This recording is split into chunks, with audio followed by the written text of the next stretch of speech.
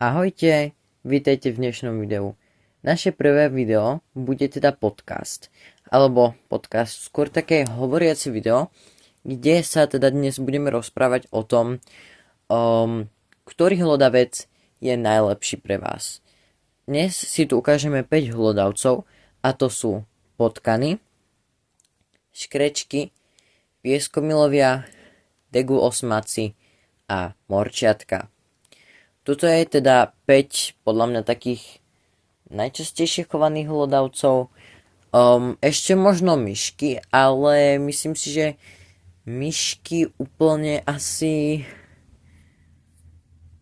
úplne tu nechcem úplne nejako moc rozobrať, pretože ja mám taký trochu strach z myšiek. Každopádne kľudne teda môžeme začať prvým zvieratkom, dajme si napríklad potkana. Takže potkan je teda veľmi spoločenské zviera a práve preto potkana vždy chováme minimálne v pároch, ale najlepšie však v skupinách. To znamená, že volíme jedincov z rovnakého pohlavia a naozaj prosím vás, nemiešajte samčekov so samičkami, pretože každá samička porodí väčšinou tak okolo 11 mláďat a myslím si, že to už je naozaj dosť. A úprimne neviem, kde by ste ich dali. Čo sa teda týka klietky, tak potkany teda potrebujú priestrannú klietku skôr do výšky ako do dĺžky a minimálna veľkosť pre dvoch potkanov je 60x40 a krát 50. Takže 60 dĺžka, 40 šírka a až 50 výška. Určite ale odporúčam vyššiu alebo kľudne aj dlhšiu klietku, aj len pre dvoch potkanov, naozaj proste, keď im to viete dopriať, tak im to prosím vás naozaj doprajte. Čím väčšia klietka, tým je to lepšie.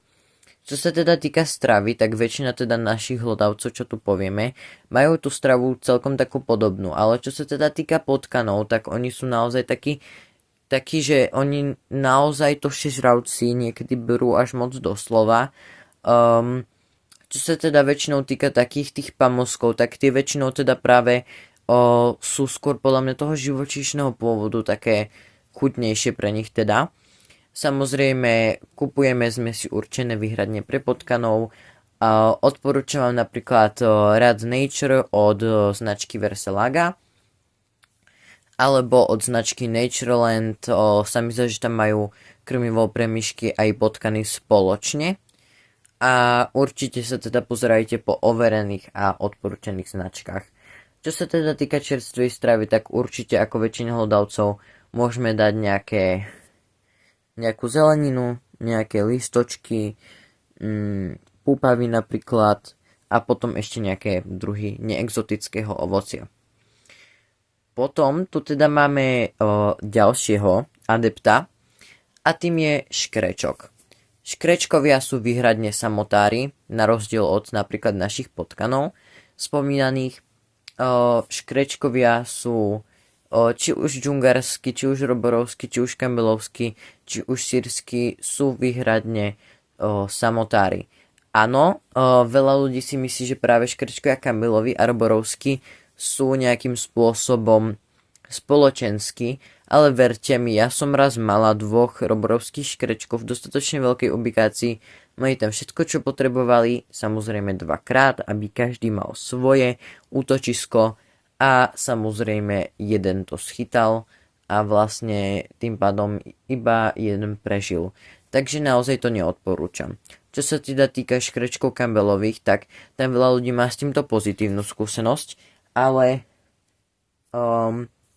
viem asi len o jednom chovateľovi, ktorý predáva teda týchto škrečkov kambelovských, o ktorých si môžete byť istí, že sú naozaj škrečkovia kambelovskí, pretože väčšinou v tých zverimexoch sú to takí hybridi džungarského a kambelovského a tam úplne si nemyslím, že nájdete čistokrvne kambelovských škrečkov, čo potom môže viesť k tomu, že tí škrečkovia sa zabijú.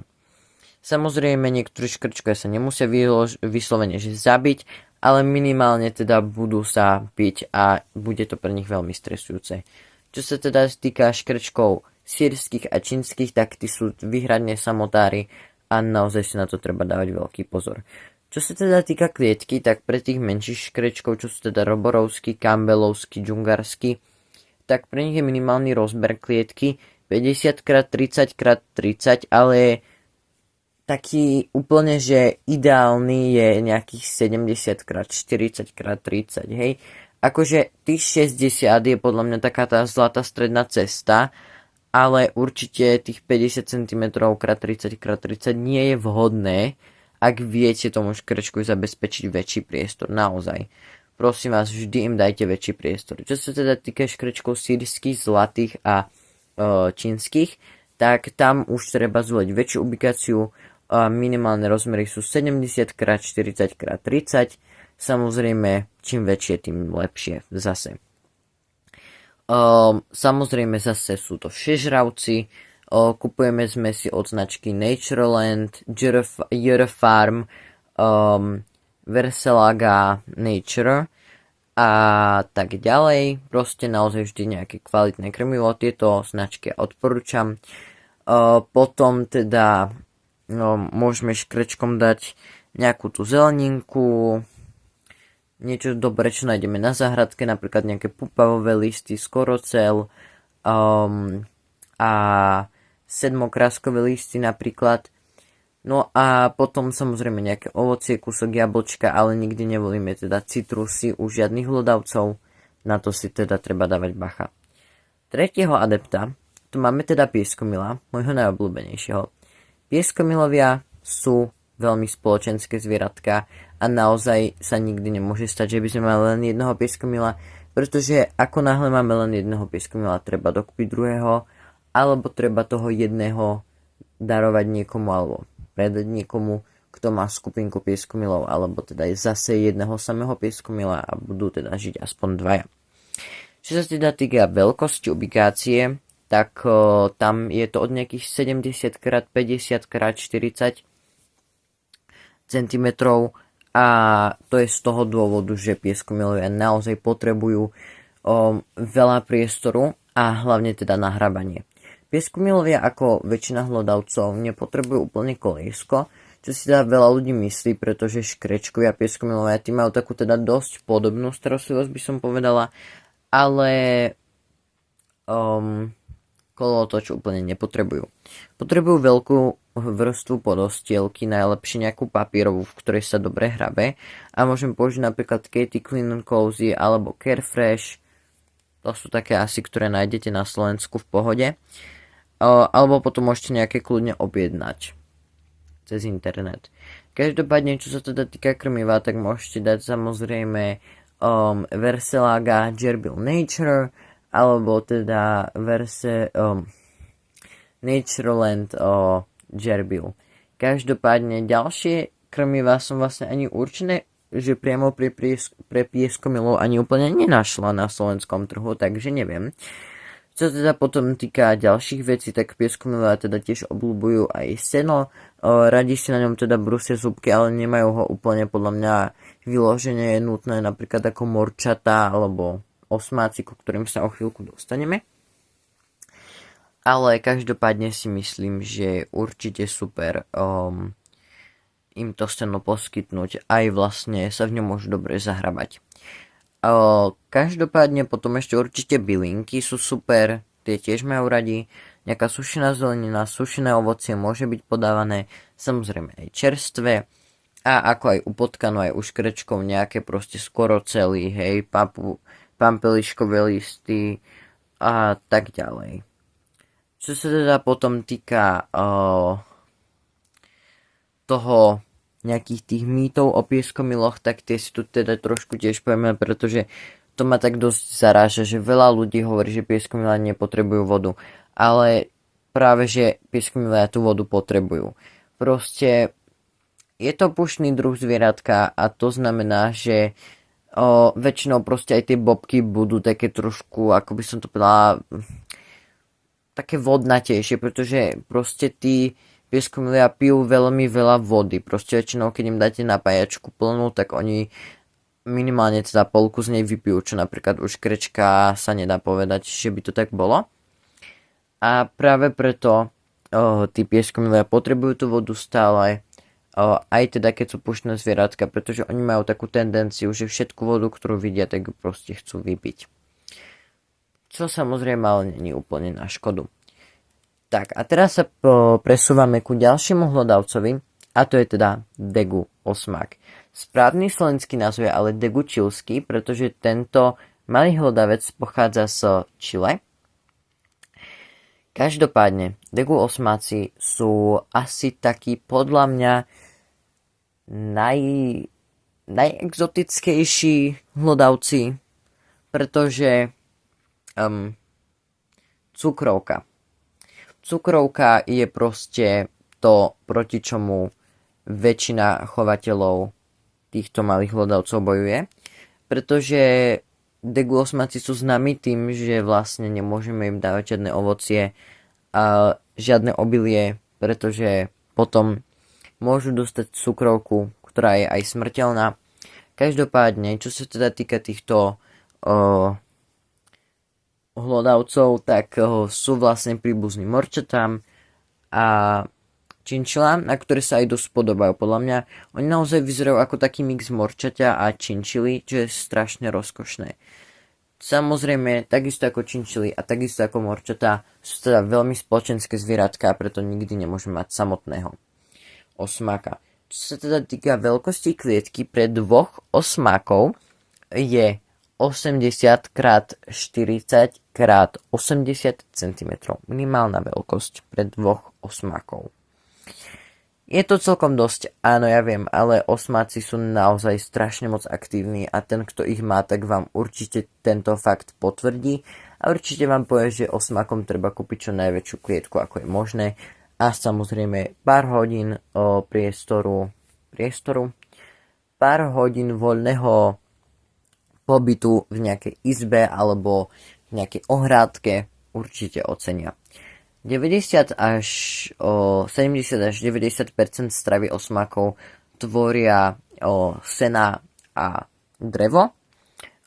Vlastne seno je úplne základom ich stravy, takisto ako u morčiatok a napríklad ešte aj u králikov, aj keď králici nie sú hlodavci. Každopádne seno musia mať teda 24/7, naozaj musia mať k nemu prístup furt. Potom, čo sa teda týka vody, tak to samozrejme tiež. A čo sa teda týka potom ďalších vecí, tak môžeme dávať nejaké bylinky, ale naozaj pozor na to, v tých bylinkách nesmie byť žiadna zelenina ani ovocie. Oni sú na toto naozaj citliví. Pozor na tú cukrovku. Samozrejme, potom môžeme teda dať nejaké krmivo, určené pre osmákov, ale určite nie nič s obilím. Obilie je, dá sa povedať, ako taký jed pre osmákov a nehovorím, že im to nechutí, ale proste naozaj sa im to nemá podávať z tohto dôvodu, že môžu mať cukrovku. Potom, teda asi také najvhodnejšie krmivo pre nich je od značky Verselaga. Zdá sa mi, že je to pre činčily a pre osmákov. Proste zdá sa mi, že to volá Degu Complete alebo činčila Complete, neviem. Každopádne určite to nájdete.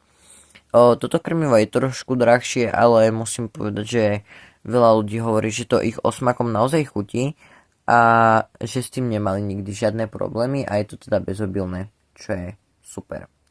Každopádne, čo sa teda potom týka tej čerstvej stravy, tak tam to je naozaj také obmedzené.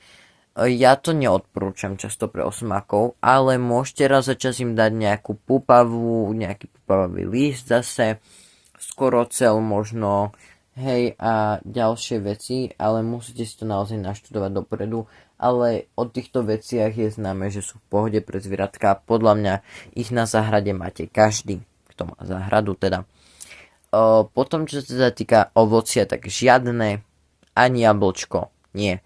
Samozrejme žiadna mrkva a žiadna paprika, jediné čo tak možno raz za čas kúsok čínskej kapusty, ale to si tiež nie som istá. Treba si to pozrieť. No a piatým našim adeptom tu bude morča. Morčatá sú teda veľmi príbuzní, teda osmákom. Sú to veľmi spoločenské zvieratka. Ja som ich vlastne raz mala a musím povedať, že sú to naozaj super kamaráti. A dajú sa naozaj jednoducho ochočiť, pokiaľ si ich teda vezmete v mladom veku. Morčiatka vždy chováme zásadne po dvoch alebo po viacerých, ale pozor, samčekovia môžu byť agresívni, takže tam chováme len dvoch samcov, nikdy nie viacerých a nikdy nie menej. A čo sa týka samičiek, tak tých môže byť habadej.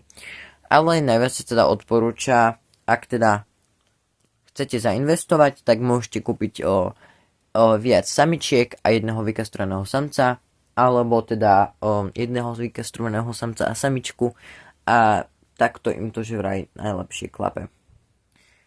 Potom tu teda máme veľkosť klietky, ktorá je trošku zaražajúca, pretože podľa nových údajov sú minimálne rozmery klietky pre dva morčatá 140 x 70 x dajme tomu 30 cm. Tá výška nie je až tak podstatná pri tých morčatách, ale je teda určite dôležité spomenúť, že ten priestor, akože tú plochu, zaberú naozaj veľkú.